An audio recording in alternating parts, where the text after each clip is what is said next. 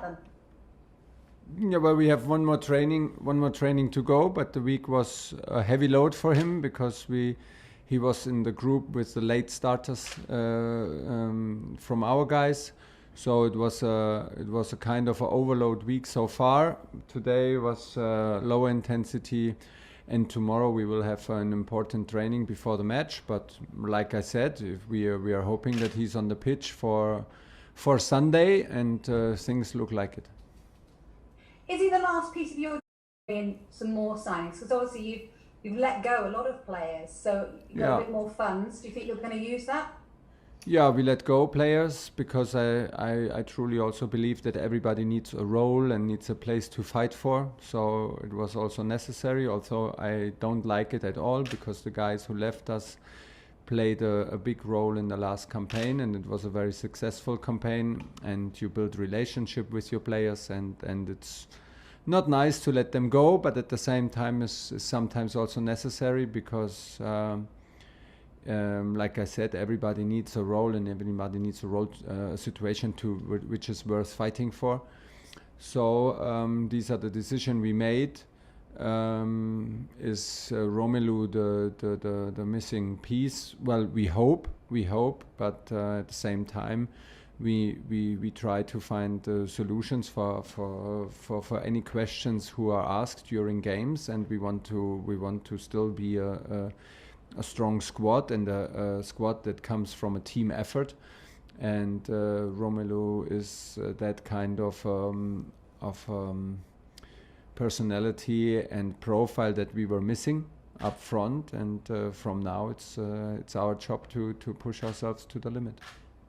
What about at the back then? Because it's an exciting new prospect I see, Trevoh Chalobah. Is he going to stay in your plans? You know, because I know he's been out on loan. What's the future hold for him at the moment? Well, I think he did a fantastic pre-season with us, and he's a very good player, and even more important, a top character. He has both feet on the ground, and he took his chance very impressively. He played very good matches in pre-season. He performed 120 minutes against Villarreal and another strong 90 minutes now against Crystal Palace. So I think it's very logic that he stays with us and is looking for his chance here. Like you said, we let go some players, and Trevoh is the guy that we absolutely want to keep, and this is the status for him. So he's going to sign a new contract then, yes? This actually I don't know.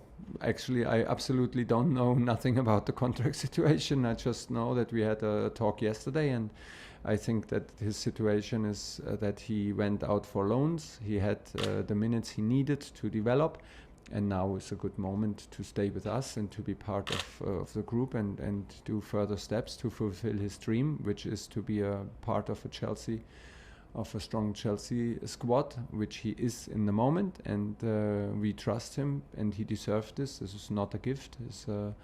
Is what he deserves for now, and this is a good situation for us and for him right now, and I'm absolutely not aware what it means for his contract.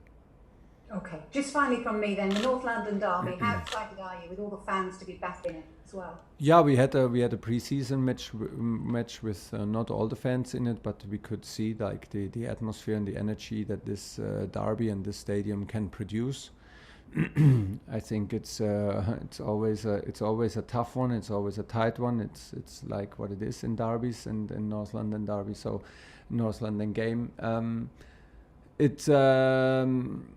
They had a bit of a rough start now, and I think from their perspective, it can be like a help that a big rival from within the city arrives now, and it can be like can create a situation where they stick together and try to win their crowd over with a strong performance. So we should be absolutely prepared for the best Arsenal possible. They have qualities, they have a strong coach, they have a strong team, strong lineup, strong signings. So I think we should prepare for the best Arsenal possible, and at the same time do what we need to do, push the standards to the limit on this very Sunday, let's see where our limit is, and look for an intense game, look for intensity, look for rhythm, and look for a confident game on and off the ball. This is what we're looking for, and anything else but a tough game would be a big surprise. We'll go to Ian Abrahams, Talksport. Hi Thomas, how are you? Hi, I'm fine. You're a man who knows his stuff. You'll know about the curse of the number 9 shirt at Chelsea. Generally, strikers who wear the number 9 shirt don't do very well, but I know that Romelu Lukaku is going to break that curse. How many goals are you expecting from him this season? 50, 60. Honestly, until winter. Normally until winter. No, we expect to have an impact. Let's see where the impact is. Of course, we expect goals. We should not talk around it. And he himself expects goals. And why? Because he delivered goals everywhere he played. So yeah, this is why he's here. And then we will see how far the impact goes. He has a big personality in the dressing room. But like I said before, I'm absolutely convinced that he will have a very positive impact on Timo Werner, on Kai Havertz, on Christian Pulisic, the guys who play with him, around him, and will maybe open spaces and attract the focus from the defenders. So let's see how we will measure it in the end, but that we demand and he demands goals from him. Yeah, that is obvious, but I'm just now 1 week with him, and I get to know him better and better, and then we will set a clear target later in the season. Can you liken him to another striker that you've worked with? Who would you compare him to someone you've already worked with? Oh, this is a tough one. I think he's pretty unique from his physicality and from his ability to play with the back towards the goal. But for me, he's the strongest when he is in a half open position, even for transition game, to use his immense speed. So I think with this kind of physical power and at the same time, like being so fast and being so hungry and like a true goal scorer, in his characteristic, I think is also for me a unique and new experience. He's a very nice guy, that I can tell you. This is very nice to see for us, and everybody told me about, and everybody was right.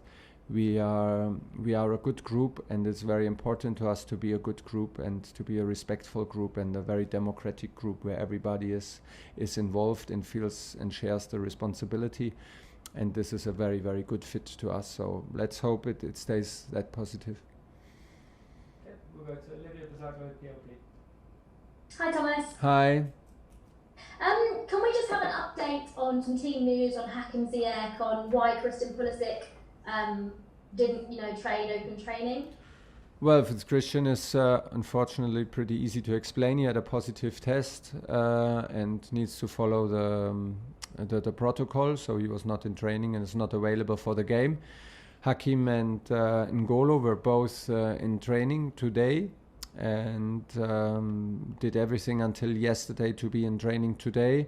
Had absolutely no problems, so we need to have another more physical, more intense training session tomorrow with them and with the team, and decide after tomorrow's training session at 11. But right now it seems very positive that both can be in the squad for Sunday.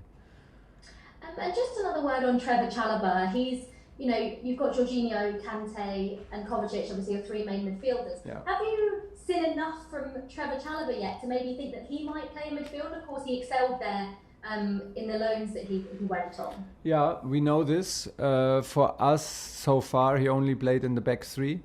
So right now, I would say this is the positions. These are the three positions where he can maybe achieve the most on a high level football.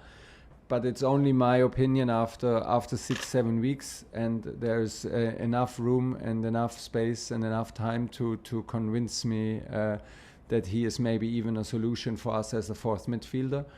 At one time we will maybe try it. One time there is some stuff to improve on this kind of level when the game is so tight, when you need to open spaces so quickly. it's a big difference to play in midfield in Premier League or with all the respect, or in a smaller team in France, where you maybe can rely on ball wins and transition game. We have also many phases where we have a lot of ball possession and need to find creative solutions. So hopefully we don't need to try it, because that would mean that our three top guys are in shape and healthy. But we have this in mind. We just talked on the pitch about it within the staff, because he was doing a good ball possession exercise in the middle of the pitch, and I just asked the same question to all of us: could he even be maybe the number 4 solution? We need to find it out and give some time in it. I think now is not the time to confuse him and to try too many roles. He settled in in the back three. He knows now, he learns now what it takes to play on this position in terms of football tactics and behavior, principles of the game. Now he needs to learn what it takes to be a professional for Chelsea. He has big role models at his side, big experience and top players. So step by step, and maybe sometimes we will put him in midfield when all the other processes are done. Okay, we have time for a couple more in this section. We'll go to George Cummings, BBC, and then end with Nick Jewell, PA. Thank you. Thomas, hello. I just wondered, I'm sure you're aware about this COVID outbreak at Arsenal, and how much of a different team are they going to be this week compared to the team that they played against Brentford? Yeah, they wasn't as good as they have been. I actually don't know what the team will be. It's a bit like it's a difficult one to predict. For me, the situation, when I put myself into their shoes, is the situation is a bit like they can play maybe the underdog role here because of the complications they had now with the COVID situation, the difficulties they had in the first match, and to lose a first match. I think they will try to put themselves into the underdog role and fight from there in this London derby, which is fair enough, and this is on us to be absolutely focused and well aware of everything that they will ask us, because there is a lot of quality in the squad. They have quality signings, they have quality players in their squad, and they can hurt anybody if you're not concentrated, if you're not aware of the danger. So in the end, it comes down to us. What do we demand of us? And there we will be very, very clear, and hopefully we can reach our top level to be able to produce a top result. Now, please don't sit on the fence with this question, but UEFA announced their men's player of the year. It's N'Golo Kante, Jorginho and Kevin De Bruyne. So if you had a vote, who would you be voting for? I would give 2 votes for my 2 players, of course. I cannot. It's clear. And the men's coach of the year, you're up for that. So you're up against Pep Guardiola and Mancini. So who would you be voting for in that one? I would not vote. Let the others vote. I mean, we know about it and I heard about it, but it's not the most important in before a match, not in between matches. It's in general not the most important, the individual awards. The most important is that we produce performances as a team that includes me, the manager, and everybody in the staff. And that includes, of course, every player. It's a team sport, and that's why we love it, and it will always stay like this. Thank you, and then we'll end on Nick Jewell, PA. Hi Thomas, hope you're well. Thanks for your time as always. Just with Hakeem, obviously great news that it's not a serious injury. He's had his issues before, hasn't he? I mean, I know it's not a completely normal pre-season for him, but it must have been better than last year. And yeah. I mean, do you think that we can see the best, and you can see the best of him this season? Hopefully, maybe with a partnership with Lukaku, that could be quite tasty, couldn't it? Of course. Chances he creates directly in India. Actually, any partnership could be very promising when Hakeem plays on a high level of his on his high level. I think he was very promising in the preseason. He had some very good matches last season. Also some difficulties and hard decisions from me to take, but the preseason was very promising and pretty impressive from him. The attitude he arrived here was absolutely the right attitude to grow and to show personality. This is what he did fantastic from day one. He was decisive in every single friendly game we played, and he was decisive actually in the first competitive game in the final against Villarreal. Very, very unfortunately he got injured, so now we need to take care of it, because on one side we are very happy that he's back on the pitch. The other side is that a shoulder injury can be a bit tricky, so tomorrow is a decisive game for him, and then we will see how far it can go and how much sense it makes. And hopefully he did not, what the good thing is, with a shoulder injury you can still run, you can still keep your fitness, so you don't lose too much of that. And he has many training sessions in his legs, and from there on, once he gives the green light and feels totally free, hopefully he can find his performance from this season very, very quickly, because he was very important for us. Okay, thank you. We'll end the broadcast section there. We'll now move on to the